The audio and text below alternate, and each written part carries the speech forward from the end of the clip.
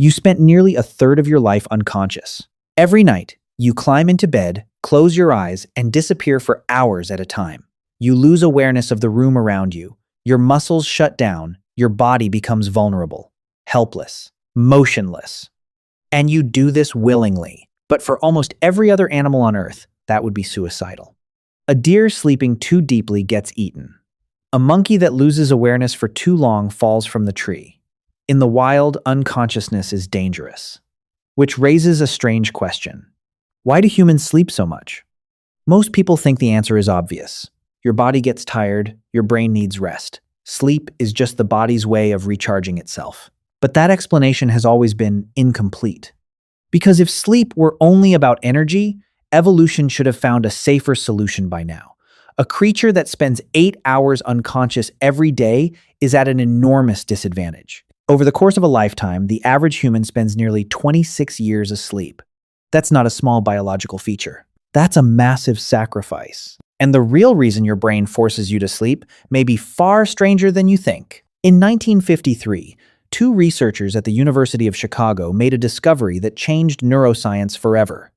Nathaniel Kleitman and Eugene Aserinsky were studying sleeping infants when they noticed something bizarre. Even while deeply asleep, the baby's eyes suddenly began darting rapidly beneath their eyelids. At the same time, their brain activity exploded. Their brains didn't look unconscious. They looked awake. This became the first documented evidence of REM sleep, rapid eye movement sleep, the phase where most vivid dreams occur. And what they discovered next was even stranger. During REM sleep, your body is effectively paralyzed. Your brain intentionally shuts down most muscle activity so you don't physically act out your dreams. Your heart rate changes. Your breathing becomes irregular. Brain activity surges almost to waking levels. In some ways, your sleeping brain becomes more active than your waking one, which immediately created a problem. If sleep is supposed to be rest, then why is the brain suddenly burning enormous amounts of energy while you're unconscious? Something else was happening. Then, in the 1980s, neuroscientist Giulio Tononi began developing a theory that sounded almost disturbing. What if sleep isn't mainly for resting the brain? What if it's for erasing parts of it? Here's what he meant. Every moment you're awake, your brain is constantly strengthening connections between neurons. Every conversation, every face, every sound, every notification on your phone, tiny pathways in your brain become slightly stronger. But if that process continued endlessly, your brain would eventually become overloaded, like a hard drive filling with noise.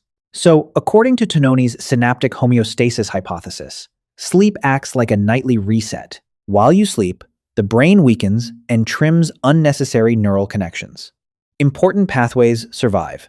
Weak ones disappear. Your brain is literally deciding what deserves to exist and what deserves to be forgotten.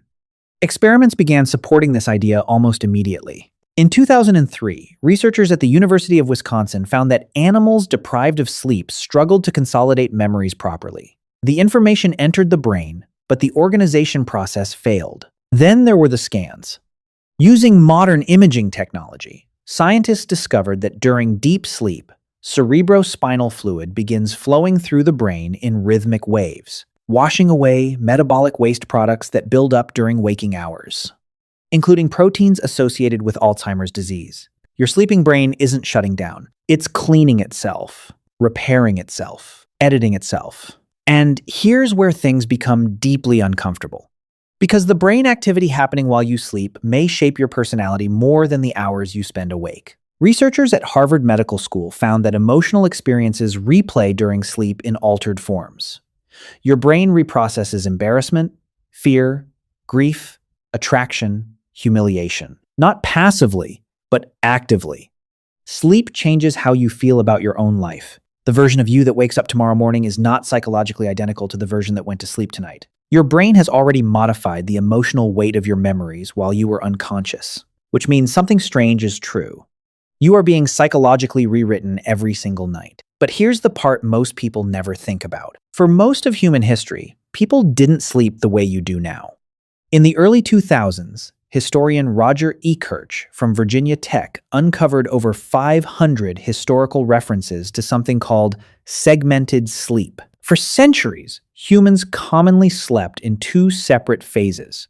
People would fall asleep shortly after sunset, wake up around midnight for 1 or 2 hours, then return to sleep again until dawn.